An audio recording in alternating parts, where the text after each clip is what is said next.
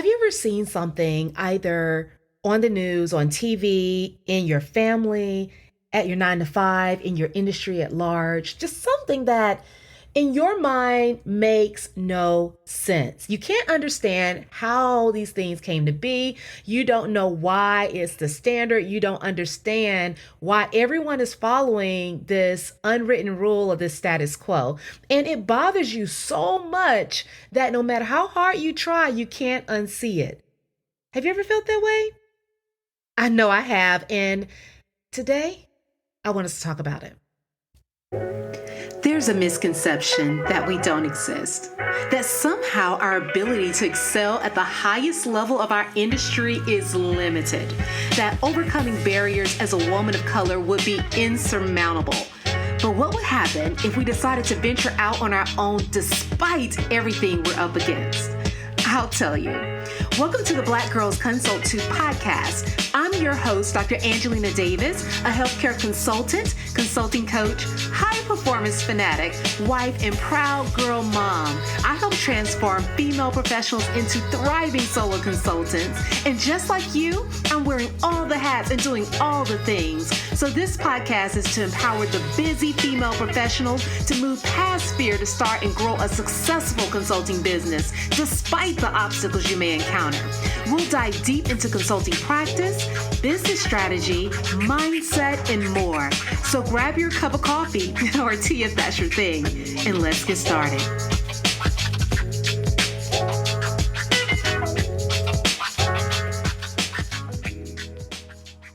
Hello. Welcome to the Black Girls Consult 2 podcast. I'm your host, Dr. Angelina Davis.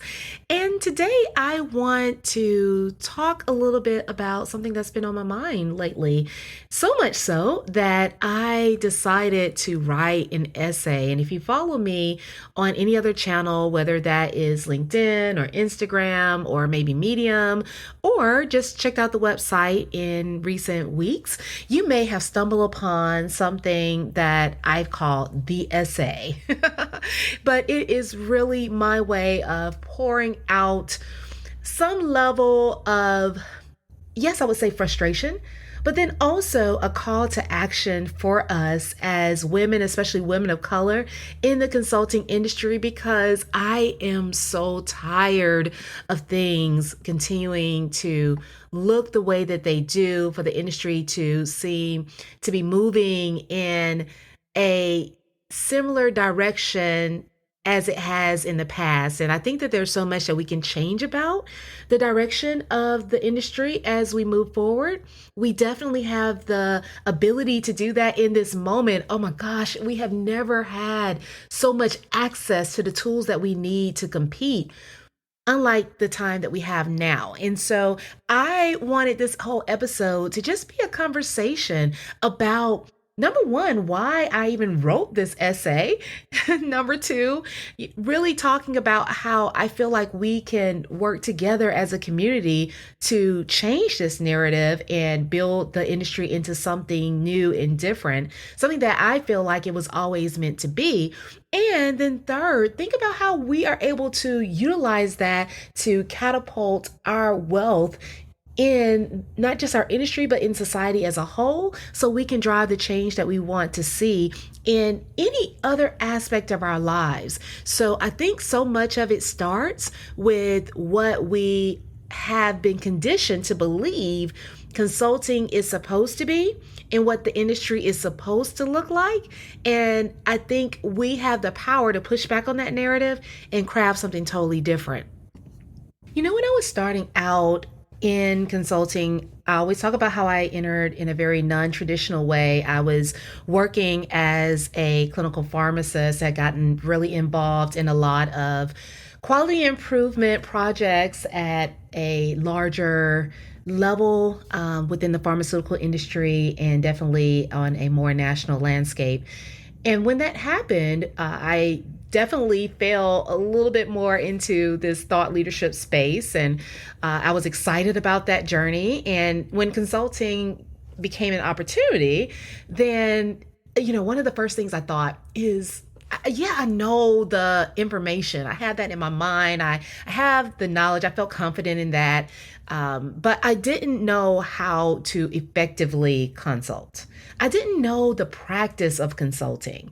And one of the first things I did, which I feel like is natural for any of us to do after we go to Google, of course, is to go and find a book, right? You're going to find a book, a guide, someone that is going to help you figure out what you need to do next, how you're going to succeed, how they've succeeded in the past. And I really never gave much thought to the authors that I was really consuming their information, the ideas that I was taking in. I didn't think about their experiences in the past and how that differed from my life, my experience, or the experience that I would likely have in the industry moving forward.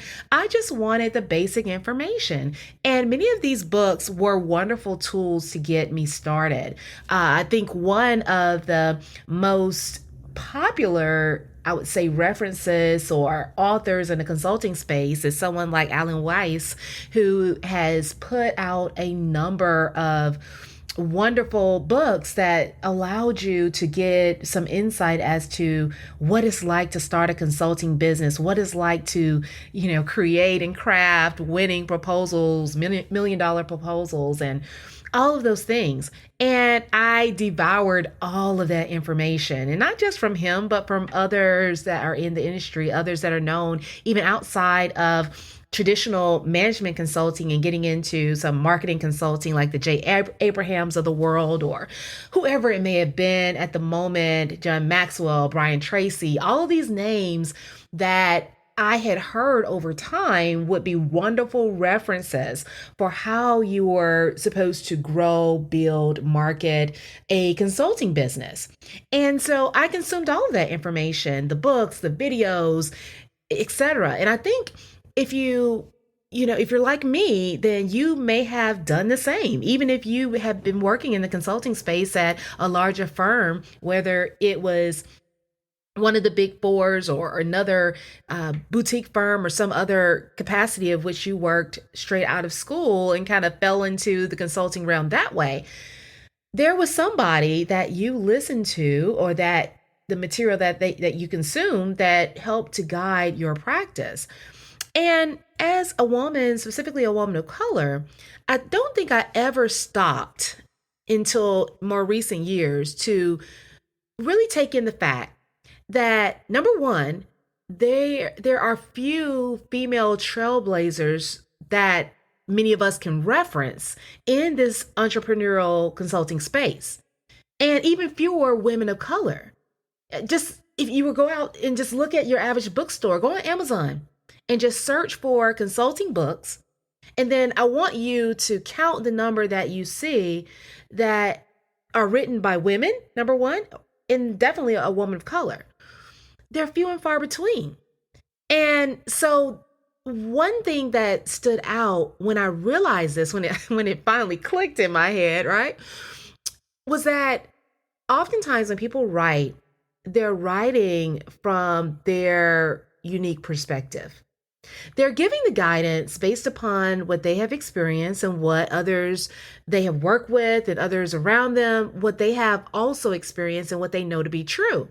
And so if that individual who is authoring the work has not been exposed to the challenges that another group of people may have, then it's going to be very difficult for them to craft guidance that is going to work without having to adapt or modify in some way, right? Because, let's be honest, it just wasn't part of their everyday reality. And that's okay. That it's not expected to be. But what I'm pointing out is that oftentimes we as women, especially women of color, we're relying on help from sources that really cannot speak to the fullness of our journey. And there's something to be said about that. Because here are a couple of facts.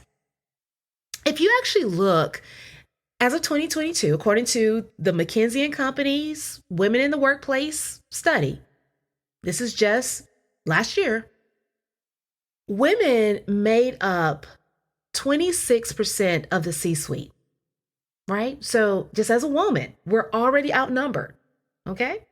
So we already don't have as many women that can speak to that experience, that can give us guidance from that seat. And then on top of that, when you look at women of color specifically, they account for a mere 5% of that population.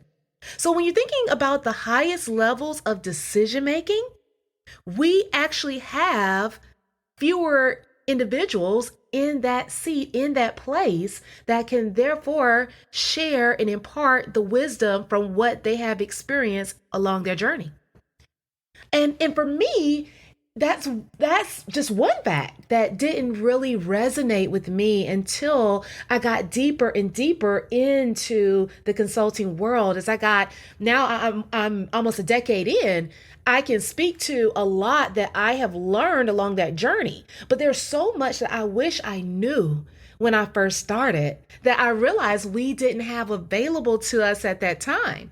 And because of that, oftentimes what happens, especially in the consulting world, because it's very high paced and it can be highly competitive, many people have, especially women, have difficulty staying in the industry over the long term, especially if they're working in a very demanding environment. And a lot of it is because the way that things work, the status quo, the standards are all around, maybe aspects of burning the midnight oil or this hustle culture that doesn't align with the lives that many of us may want to lead as we grow, as we get older, as we have families, as we have other needs, as we maybe take on additional responsibilities caring for parents or loved ones. There is so much that builds into the complexity of being a woman that is not acknowledged by the average cisgender white male. Just being a woman, a minority, a disenfranchised individual in whatever capacity, that is something that is not part of the mainstream typically in consulting. It's not the common conversation. And even when you look at another statistic, here's another one I want to give you. According to the Federal Reserve, right? Women are actually less likely to be approved for a small business loan than their male counterparts. And that's huge when you consider the fact that when you're starting a business, it's going to take money to get started. Even something like consulting, which I will tell you does not require nearly the amount of financial resources that you would need for instance, a product-based business or many other businesses that others may try to start, service-based businesses that others may start. Even in that setting, there is still some level of financial responsibility that has to be assumed. And the reality is that when you consider credit applications, only 38% of Black-owned businesses were approved for the total amount of credit, even compared to white-owned businesses. So if you are a person of color, especially, that's moving beyond just being a woman, if you're a person of color, your access to capital, to money to start, is also limited. There are just so many challenges that, let's be honest, some of the authors of some of our favorite books couldn't speak to. And I'm not putting the fault on them. Their works were great. They were helpful. They were useful. They still are.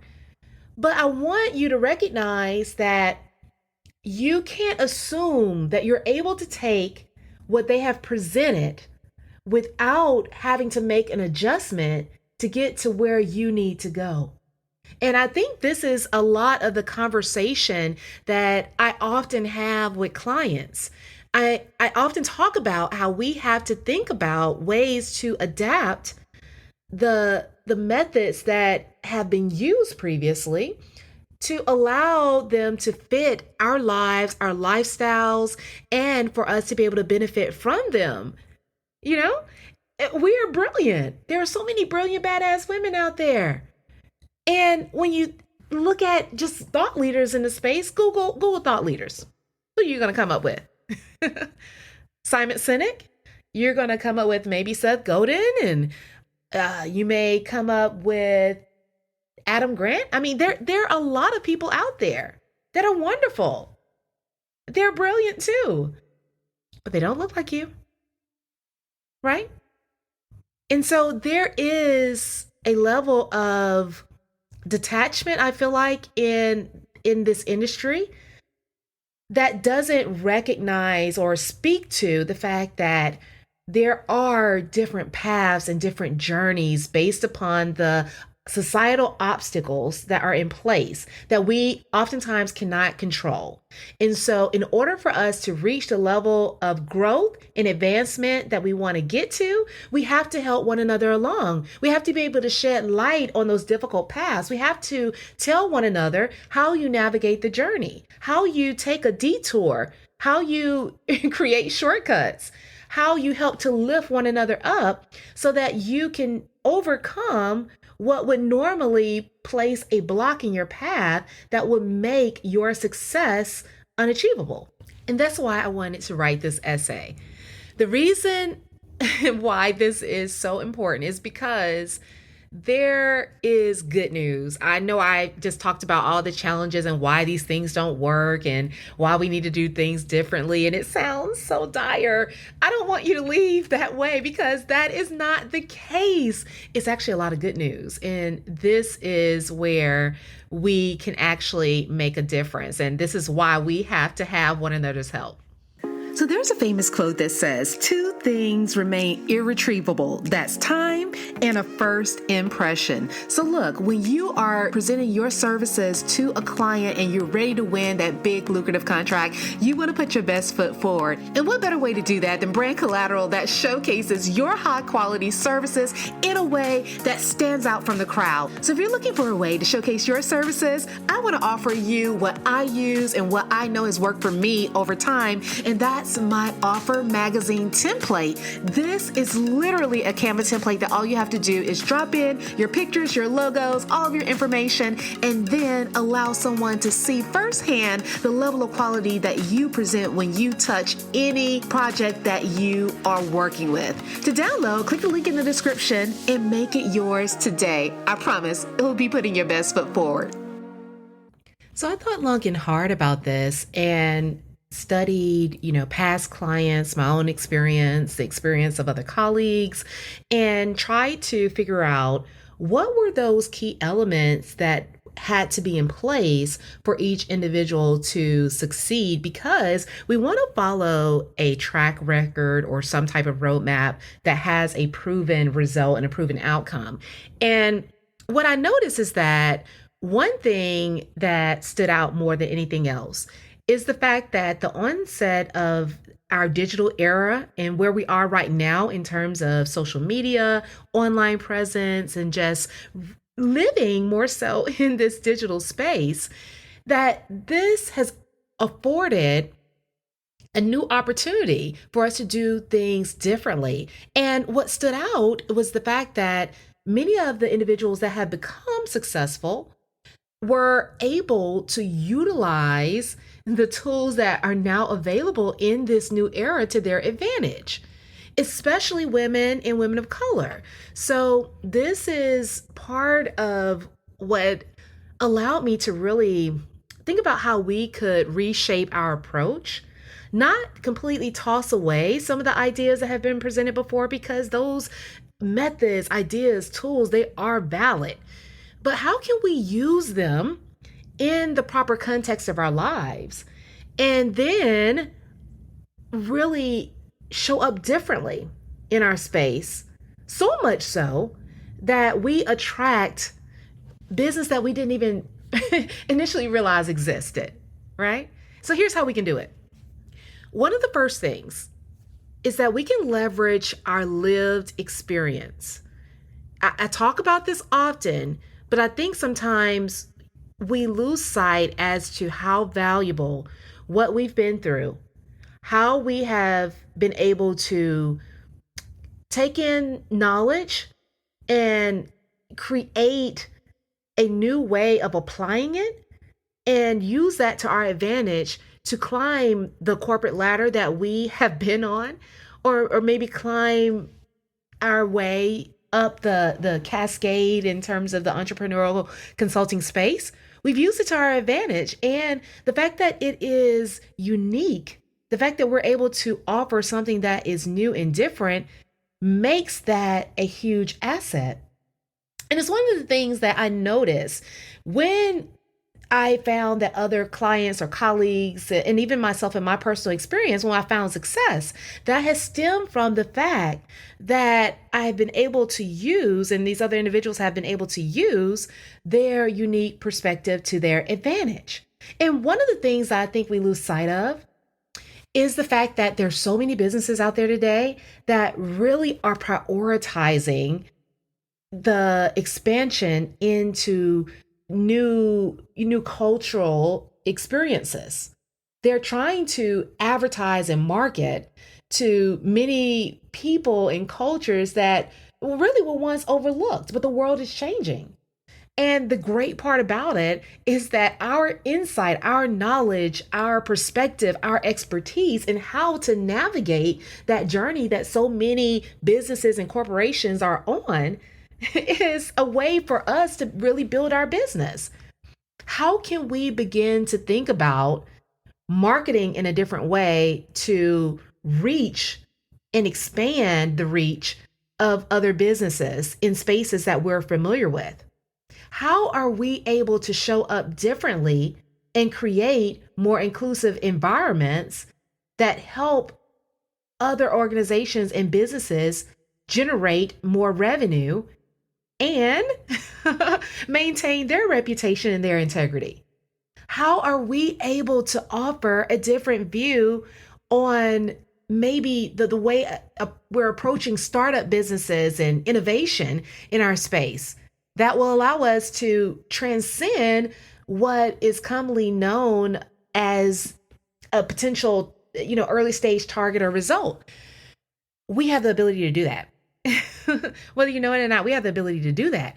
And so that's one of the things that we can definitely leverage is our unique perspective and lived experience, because we've already lived out what it takes in order to be able to achieve those goals. Now, the second thing is going back to this being a new digital era. Our ability to fully embrace the digital space is going to be key. It is going to be key. Do you hear me? I know. Some of you may not like social media. Look, I always joke around that a number of my girlfriends, like, they don't go on social media often outside of liking a couple of baby pictures and sending a couple of happy birthday shout outs on Facebook. They're really not on social media. Every blue moon, they may post a picture of their kids or a cool vacation. But otherwise, every day, I know that if I find something funny online, I tend to send it to them because they're just not online. But they are fabulous in their space. They are well connected. They are growing and surviving. There is a misconception that we need social media in order to have a successful business. We don't. But. What I'm saying is that we have the ability to use this digital space as a way for us to spread our thought leadership and our innovative thoughts and ideas. That is really key. And this is a way that I feel like many times we overlook the importance of doing that. We may be on social media for marketing purposes to sell our next program, offer, or maybe we are trying to market our business and gain some brand awareness and some visibility. All of those things are important. Continue to do those things. But one of the things that we need to begin to prioritize, especially as consultants, is using it for our publication, our publication and the dissemination of our thoughts and ideas, and also to really showcase our unique perspective and our thought leadership. There's one of the reasons why you see many of the authors that I previously mentioned writing so many books. Because previously, that was the way to crystallize your thoughts and really put your expertise out there. And so they authored numerous books that have stood the test of time. Now, that is one definite way to do it. That has not changed. But when you're thinking about growth on the on a short-term basis, when you're thinking about trying to make a difference in a matter of weeks or months instead of years, this is actually where the digital space can help you, because the impact of your thoughts, your ideas, and your perspective can travel much faster today than it could before. So whereas before we had to go to a bookstore, we had to go to a library, we had to do, and look, if you grew up when I did in high school, you had to do a manual search in the library to find what you needed. Before we had to do that in order to get the information. Now we have it at our fingertips. And so if you are the person who is able to provide the answer that shows up in a Google search, or when someone is scrolling through YouTube or online on Instagram or Facebook or maybe Twitter through a Twitter thread, if you're that person putting out useful and helpful content and ideas, you also will be the individual that begins to gain traction in your space for solving a particular problem, for being able to offer more, for being able to not just offer what can be found in a book, but to be able to make that information more up to date and curate it for the audience that you're desiring to work with, right? That's the key, the curation process. When someone finds information that is meant for them, meaning when I stumbled upon the help that I needed in thought leadership, specifically from my mentor, who is another Black female who has worked in the consulting industry before, then it was golden, because she understood and knew what I needed to learn in order to navigate the path in a similar way. And so you are meant to be that person, that guiding light for somebody else. We have to use the digital space to our advantage. Doesn't mean you have to hang on it all day. You definitely don't need to make as many posts as even someone like myself as I would make. Some things I just enjoy. I like trying things out before I would have clients do it. And I test a lot of things, but you don't have to be on social media to that extent, but you need to use it for the benefit of not just networking. I'm not talking, yeah, you use it for networking too. You can do that too. But I'm talking about you being able to share your thoughts, ideas, and your thought leadership online. That is number two, the second way that we can do this. And then last but not least, the next thing is that you want to be able to create an immense level of value that then is able to be reciprocated in a monetary format. And all I'm saying when I say that is pretty much you need to be able to put so much value out there that it returns to you in a monetary fashion, that you make money because people are repaying you for all the value that you provided over time.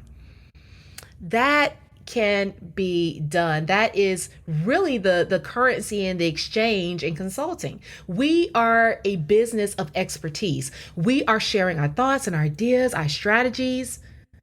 All of that we are sharing, we're providing in exchange for money.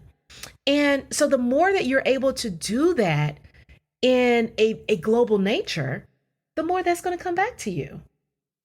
So these are just different ways that we can tap into this industry and begin to change this narrative. Because at the end of the day, we are meant to succeed so that we can help others navigate that path along the way. We're all in different industries. We're all tackling different problems. We all have a different purpose.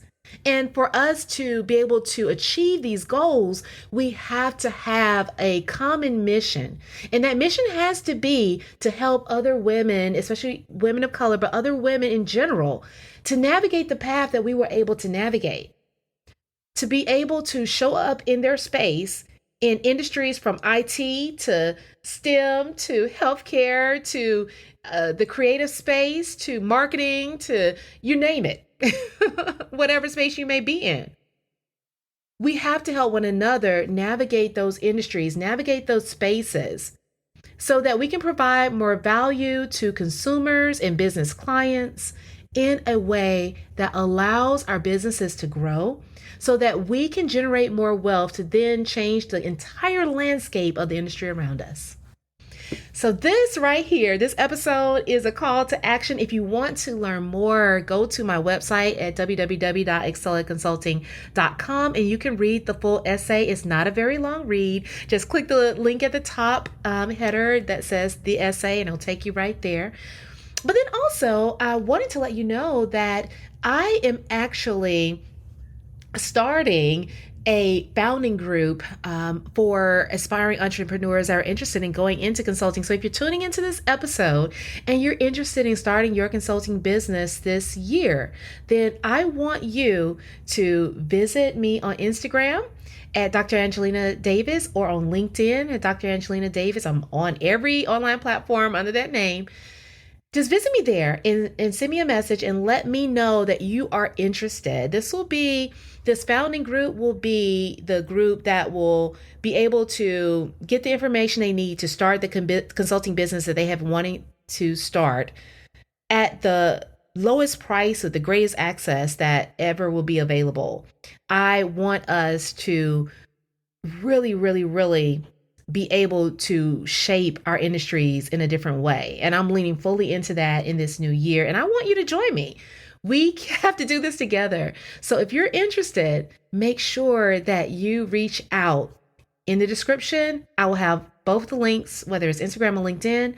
Just shoot me the word interested and let's chat. Let's talk about what is available for you to start your business this year, because this is your key to take all that knowledge, those degrees, all that education, all that experience that you have under your belt, all that training, all the skills that you have that's commonly overlooked and overshadowed, for you to put that into the spotlight and make things happen. This is your year. This is our year. All right, guys, I'll talk to you soon. See you next week. Thank you for tuning in to the Black Girls Consult 2 podcast. If you enjoyed today's episode, be sure to leave your review on Apple Podcasts, subscribe, and share it with a friend. We're on a mission to increase the success and longevity of women in consulting, and you can help us do that. Also, I'd love to hear from you, so let's connect at Dr. Angelina Davis on Instagram or LinkedIn. And don't forget to visit excelatconsulting.com for more information to support your consulting journey. Until next time, take care.